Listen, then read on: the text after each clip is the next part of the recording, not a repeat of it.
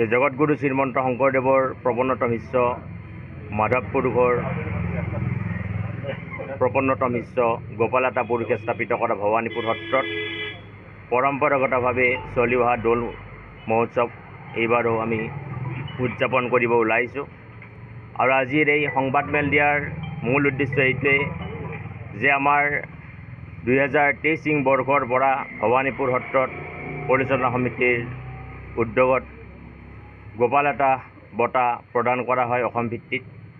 আৰু 2023 বৰ্ষত মইনবুডি সত্ৰৰ বুঢ়া সত্ৰাধিকাৰ শ্ৰীযুত গণেশ চন্দ্ৰ দেৱ অধিকাৰীক বঁটা প্ৰদান কৰা হৈছিল। আৰু এইবেলি অসমৰ মাননীয় মুখ্যমন্ত্ৰী মহোদয়ক ভৱানীপুৰৰ ৰাইজৰ আইবাপ সমষ্টৰ আশীৰ্বাদত তেওঁক আমাৰ গোপালাতা বঁটা প্ৰদান কৰা হ'ব। আৰু মুখ্যমন্ত্ৰী মহোদয় ডাঙৰীয়াই ইতিমধ্যে আমাৰ পৰা তেওঁৰ নিমন্ত্ৰণী পত্ৰ পাইছে। আৰু যিহেতু ব্যস্ত মুখ্যমন্ত্ৰী মহোদয়, সেই গতিকে তেখেতে 14 বা 15 মাৰ্চৰ এটা দিনত বঁটাটো ল'ম বুলি আমাক ইতিমধ্যে জনাইছে। আৰু মূল উদ্দেশ্য এইটোৱে যে আজি সংবাদমেল দিয়াৰ যে আমাৰ গোপালাতা বঁটা প্ৰদানৰ যিটো কাৰ্যসূচী সেই সম্পৰ্কে এই সংবাদমেলখন দিয়া হৈছে। আৰু 28 ফাগুন 13 মাৰ্চৰ দিনাৰ পৰা দৌল মহোৎসৱ উদযাপন হ'ব 4 দিনীয়া বৰ্ণাঢ্য কাৰ্যসূচীৰে।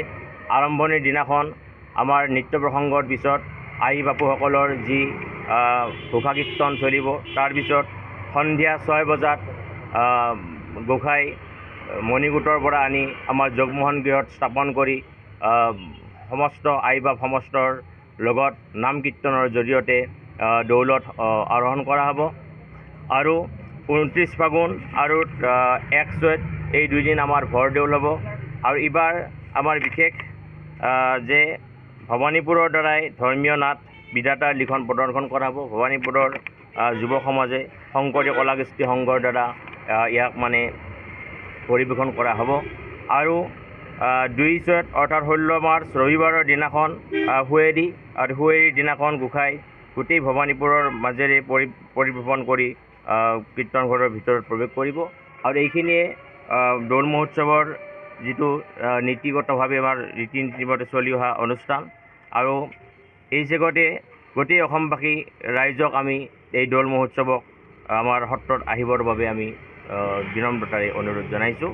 আজি সংবাদমেলৰ বিশেষ বস্তু এইখিনিয়ে যে মুখ্যমন্ত্ৰী মহোদয় ডাঙৰীয়াই যিটো আমাৰ ভৱানীপুৰৰ যিটো গোপালাতাৰ সত্ৰৰ, অৰ্থাৎ এইখন বুলিয়ে নহয় পুৰণ ভৱানীপুৰ সত্ৰ, কালজাৰ, ধুবুৰী যিখিনি আটাপুৰুষে স্থাপন কৰা সত্ৰৰ ভূমি উদ্ধাৰক হিচাপে আৰু বৰ্তমানৰ মুখ্যমন্ত্ৰী মহোদয় ডাঙৰীয়াই যিটো সত্ৰসমূহৰ প্ৰতি যিটো এটা দৃষ্টি তেওঁ দিছে, সেই ভিত্তিতে আমাৰ ভৱানীপুৰৰ আইবাপ সমষ্টই তেওঁক দিয়াৰ কাৰণে এইটো আমাৰ ৰাইজক অনুৰোধ জনাইছে। দৌল মহোৎসৱৰ লগত সংগতি ৰাখি আমাৰ 14 মাৰ্চ বা 15 মাৰ্চ তাৰিখে আমি কাৰ্যসূচীত 15 মাৰ্চ তাৰিখে ইয়াত আমি লিপিবদ্ধ কৰিছোঁ। কিন্তু মুখ্যমন্ত্ৰী মহোদয় ডাঙৰীয়াই আমাক জনাইছে কি যে 14 বা 15 মাৰ্চৰ এটি দিনত তেওঁ ইয়াত আহিব বুলি কৈছে। বঁটাত থাকিব আমাৰ এখন শৰাই থাকে, মানপত্ৰ, চেলাং চাদৰ থাকিব। তাৰপিছত গুৰু আসন নিৰ্মিত এটি বন্ধ বাকচত স্মাৰক হিচাপে এটি বঁটা মানে 2025 বৰ্ষৰ গোপালাতা বঁটা লিখা থাকিব। আৰু অলপ আৰ্থিক অনুদান থাকিব। এইখিনি